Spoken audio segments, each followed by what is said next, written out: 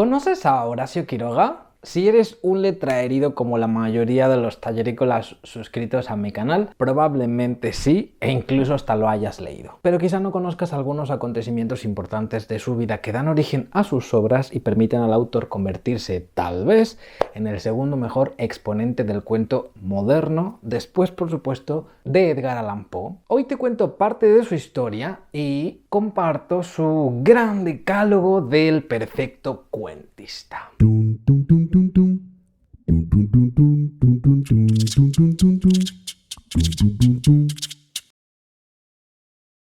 Horacio Quiroga es uno de los cuentistas latinoamericanos más importantes para el cuento moderno, que nace formalmente a finales del siglo XIX y principios del XX, tiempo en que Quiroga vive y desarrolla su obra. Nació en Uruguay, aunque pasó buena parte de su vida en Buenos Aires, Argentina. La vida de Quiroga estuvo marcada por la tragedia, los accidentes y el suicidio. A los 58 años de edad, el autor decidió terminar con su vida bebiéndose un vaso de cianuro en un hospital de Buenos Aires.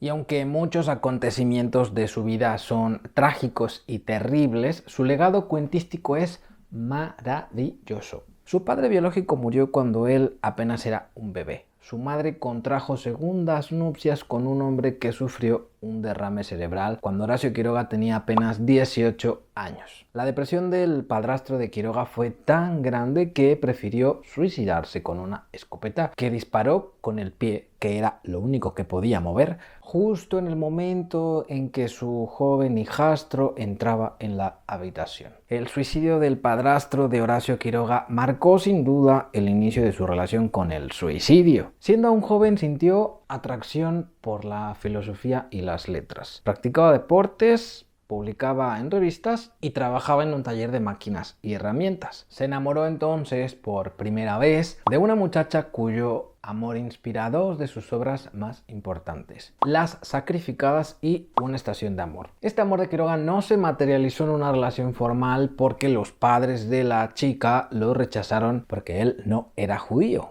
Justo después del suicidio de su padrastro, Quiroga invierte el dinero de la herencia en la fundación de una revista literaria y un viaje a París. La experiencia de este viaje, que puede considerarse una etapa de crecimiento personal y literario para Quiroga, quedó registrada en su obra Diario de un viaje a París. Al volver a Uruguay funda un taller de creación literaria experimental a través del que preconiza idearios modernistas. El taller literario de Quiroga, que no era otra cosa que una habitación cutre de hotel en la que vivía él mismo, se convirtió en centro de reunión para escritores y pensadores durante los primeros años del siglo XX. En 1901, durante el apogeo de su taller literario, publica por primera vez en Buenos Aires el libro Los Arrecifes de Coral, que reunía cuentos, poemas en verso y prosa lírica. Pero la alegría que pudo producir la primera publicación de su trabajo se opacó por el suicidio de dos de sus hermanos, que fueron víctimas de una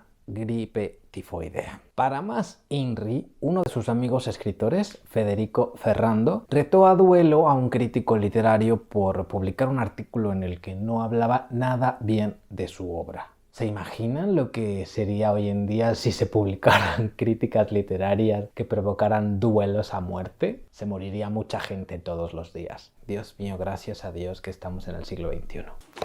Quiroga, preocupado por su amigo, ayudó a limpiar el arma con que se batiría en duelo, y mientras hacía esto, accidentalmente disparó a su amigo Federico en la boca, matándolo al instante. Quiroga fue detenido, interrogado y liberado solo después de 4 días de prisión, pero de la prisión de la culpa y el arrepentimiento no iba a librarse tan fácil. Esta fue la razón que llevó a Quiroga a disolver su taller literario y abandonar Uruguay para irse a Argentina junto a una de sus hermanas. En Argentina, Quiroga alcanzó la madurez profesional. Su cuñado lo introdujo en la pedagogía y le consiguió un trabajo como maestro en el Colegio Nacional de Buenos Aires. Fue entonces cuando Quiroga abrazó la narración breve con pasión y energía. En 1904 publicó los libros de relatos El crimen de otro, fuertemente influido por Edgar Allan Poe, obteniendo gran reconocimiento de la crítica. En 1905 publica la novela breve Los Perseguidos, producto de un viaje a la selva de Brasil. Uno de sus cuentos más famosos, El almohadón de pluma, se publicó por primera vez en una revista literaria ese mismo año con un montón de éxito. Así Quiroga se convirtió en un cuentista famoso y muy codiciado. En 1908 se va a vivir a la selva uruguaya, donde construye un bungalow para vivir. Allí, enamorado de una de sus alumnas, escribe su primera novela, Historia de un amor turbio. Ya estable y famoso, consiguió convencer a los padres de su alumna para casarse con ella. Tuvo un hijo y una hija y se convirtió en funcionario sirviendo al gobierno con cuestiones relacionadas con el campo. La esposa de Quiroga se suicidó bebiendo químicos de revelado fotográfico con los que trabajaba el propio Quiroga, a quien le interesaba mucho la fotografía. Sobre las razones que marcan el suicidio de su primera esposa no sé mucho, la verdad, pero sé que la cuidó durante los 8 días largos de agonía que tardó en morir. Es un poco extraña la muerte de su mujer, ¿no? Misteriosa. La muerte de la esposa de Quiroga lo motiva a trasladarse otra vez a Buenos Aires con sus hijos, donde se convierte en el contador del Consulado de Uruguay. Durante este periodo de su vida siguió publicando y escribiendo cuentos con mucho éxito. Debido al reconocimiento de la crítica, los cuentos de Quiroga se compilaron primero bajo el título Cuentos de amor, de locura y de muerte, convirtiéndose en uno de los libros más vendidos y consolidándolo como un verdadero maestro del cuento latinoamericano. Al compendio de sus cuentos sigue la publicación de un libro de cuentos infantiles llamado Cuentos de la Selva. En 1919 publicó el libro de cuentos El Salvaje, en el 21 Anaconda y otros cuentos y en el 24 El Desierto. Durante gran parte de estos años, Quiroga se dedicó a la gestión cultural, la divulgación cultural en periódicos prestigiosos, donde se seguían publicando sus cuentos, y a la crítica cinematográfica, porque el cine había cambiado la forma en que las personas consumían historias en el mundo. Entonces escribió el guión para una película que jamás llegó a rodarse, pero su relación con el cine lo llevó a formar parte de la Escuela de Cinematografía de Buenos Aires. Quiroga volvió a enamorarse. ¿Sí? A pesar de que su mujer se había suicidado bebiéndose el químico con el que él revelaba sus propias fotos. También de una jovencísima niña de 17 años, cuyos padres jamás permitieron que él y su hija formalizaran una relación. Esto inspiró a Quiroga su novela Pasado Amor, publicada en el 29. Los proyectos creativos de Quiroga no se limitaron a la literatura. Después del frustrado romance que lo llevó a escribir la novela recién mencionada, decidió convertir una habitación de su casa en un astillero y trabajó en la construcción de una embarcación que llamó Gaviota. Concluyó exitosamente este barquito y realizó un montón de expediciones. Fíjate cómo este hombre, al que hoy conocemos básicamente por sus grandes cuentos modernos, escribió un montón de cosas antes de hacerse famoso, proyectos literarios muy distintos al cuento y realizado proyectos que nada tenían que ver con la literatura o la cuentística, y esto no ha impedido que hoy el mundo esté muy interesado en su cuentística. Tampoco creo que ahora a Quiroga le importe mucho que no se hable de sus novelas, aunque haya escrito unas cuantas. Y tampoco creo que pudiera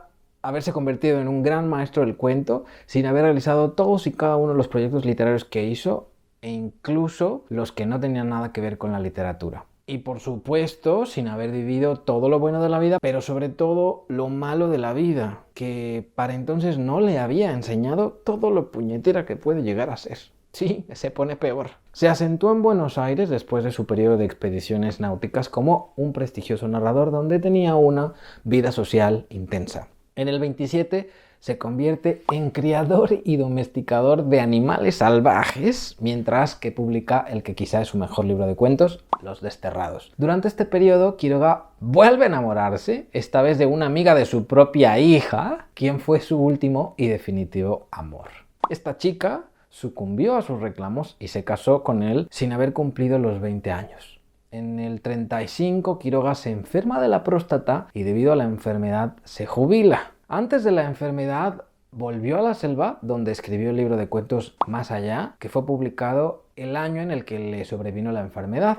volvió a Buenos Aires para tratarse la próstata y allí descubrió que tenía un cáncer muy avanzado que no podía curar la medicina de su época y quizá tampoco la de la nuestra, lo que nos lleva en círculo al vaso de cianuro que mencioné al comienzo. Su cuentística es un referente fundamental para quienes queremos entender el cuento moderno, cuyo mayor exponente y padre sigue siendo Edgar Allan Poe y a quien Quiroga reconoce como mayor referente y maestro. Aunque hoy en día los ponemos al mismo nivel de calidad, sin que esto quite a Edgar Allan Poe su gran fama, no podemos dejar de pensar en Horacio Quiroga como un gran representante del cuento moderno. Te invito a leer todos sus cuentos porque al leerlo no solo disfrutarás, estarás ante un gran maestro que te revelará los secretos del quehacer cuentístico. Entre las grandes herencias de Horacio Quiroga se encuentra su famoso decálogo del perfecto cuentista, publicado originalmente en 1927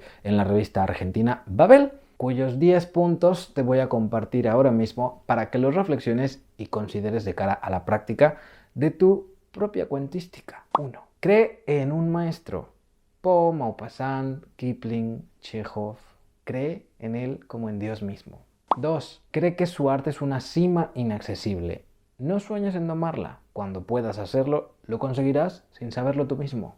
3. Resiste cuanto puedas a la imitación, pero imita si el influjo es demasiado fuerte. Más que ninguna otra cosa, el desarrollo de la personalidad es una larga paciencia. 4. Ten fe ciega no en tu capacidad para el triunfo, sino en el ardor con que lo deseas.